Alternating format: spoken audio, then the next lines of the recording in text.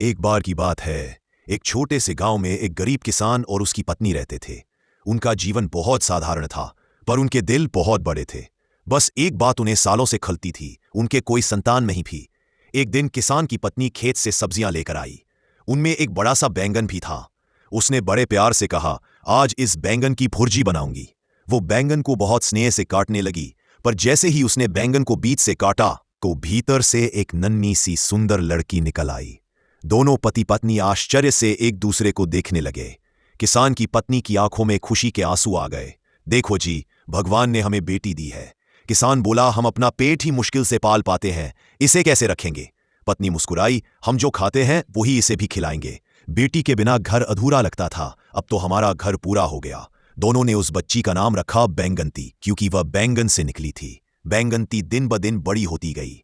वह बहुत सुंदर और विनम्र थी, सबका दिल जीत लेती। एक दिन बैंगनती अपने पिता के साथ खेत में काम कर रही थी।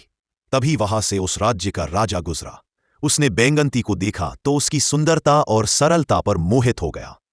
उसने पास खड़े एक आदमी से पूछा, यह लड़की कौन है? वह बोला, महाराज, ये गांव के गरीब किसान की बेटी है। राजा मन ही मन बैंगनती को भूल नहीं पाया। वह महल लौटा, पर उसके मन में सिर्फ वही चेहरा था। अगले दिन उसने किसान को दरबार में बुलवाया और कहा, मैं तुम्हारी बेटी बैंगनती से विवाह करना चाहता हूं। किसान घबरा गया, बोला, महाराज, वो मेरी असली बेटी नहीं है, वो तो बैंगन से निकली थी। राजा मुस्कुराया, तुम्हारी सच्चाई मुझे पसंद आई। मुझे उसके जन्म से कोई फर्क नहीं पड़ता। मैं बैंगनती के दिल को देख चुका हूं, वही मेरी रानी बनेगी।